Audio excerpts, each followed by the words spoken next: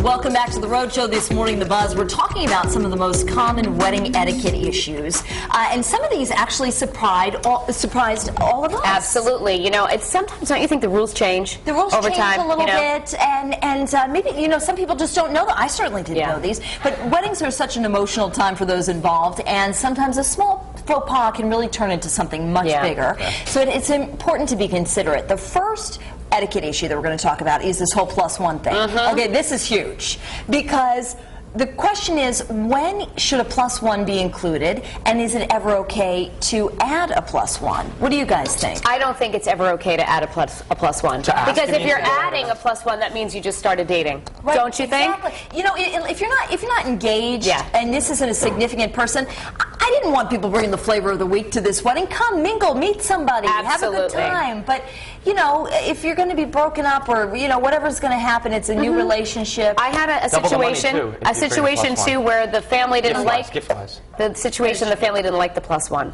Ooh. So then what do you do? Oh, so they knew the +1. They knew the +1, didn't like the +1, didn't want the +1 to be there. Isn't it typical that if it's just your name, then you don't bring someone? And I believe so. You and guests, that's when you can. But then you get I go stag anyway to every wedding. So. Well, you got the whole idea behind the wedding. Meet and mingle. When I lived out in Wisconsin and South Dakota, in the middle of the country, a lot of these weddings would be like 400 people large, and so when I planned my wedding in New York, they thought, oh, well, we'll just fly out and bring the friends and the family. And it was like, it's a little different. It's a little different. Well, another big topic, and this was one that we were all surprised about. The wedding gift. Now, the weddingchannel.com provides their gift commandments. They say you shouldn't skip the registry, which is interesting because sometimes you see something that's more personal than maybe like a Cuisinart or something. Thou shalt not underspend.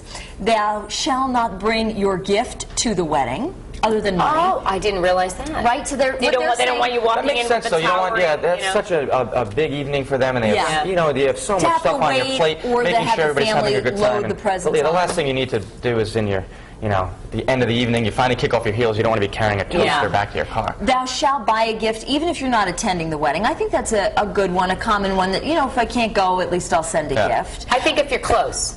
Oh, yeah, that's true. You know, if you're maybe sort of an extended friend, I don't know. But one of the surprises here was that they were saying that you shouldn't send a gift after the wedding. Right. That you should send it before, which I've done before. I've made that faux pas, I guess, because... Cash is the king. You know what's funny? Easiest thing to do. It's funny because a lot of Italian families give a lot of, I mean, we made out on our wedding. It was great. But on the German side and the Irish side of my family, everybody kind of thinks, oh, well, cash is so impersonal, it's crass to give money. I don't think so. No. I do not think so at all. But they would give like a gift or something. So it's very interesting to see how different cultures deal with it. I think that would be so much easier too, because then what if you don't like something that was on the gift that someone bought you? Do you really, when you're newlyweds, feel like returning stuff and doing this and doing that? Right. Cranston style, cash. Can I tell you the worst wedding gift ever, though? Back in the day with VCRs, the wedding video cover. Oh. For the VCR tape. Lace, you know, bows. Worst wedding gift ever.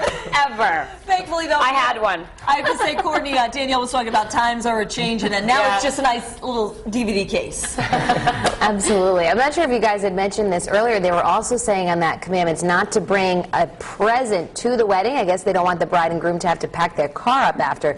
So that's an interesting one, too. But everyone on the live blog seems to be on the same page. It's basically, they're saying bringing an uninvited guest is really rude, and that's from Lisa, and Tripp also agrees, you know, asking for a +1 is rude as well. So we'll see which one between those two wins in our poll today. And here's a look at it on foxprovidence.com. What do you think is the worst wedding fashion faux pas, guest faux pas? And it's A, wearing white to the wedding, B, bringing an uninvited guest, C, asking for a +1, D, forgetting the gift, or E, arriving late to the ceremony. That was also on that commandment list as well. We've got a few comments on our Facebook page so far this Friday morning, and Lorraine Anir says when a guest who is not even a member of anyone's family drinks too much at the open bar before the wedding and steps on the bride's dress as she's going into the reception and rips her dress. I hope she wasn't there to witness that.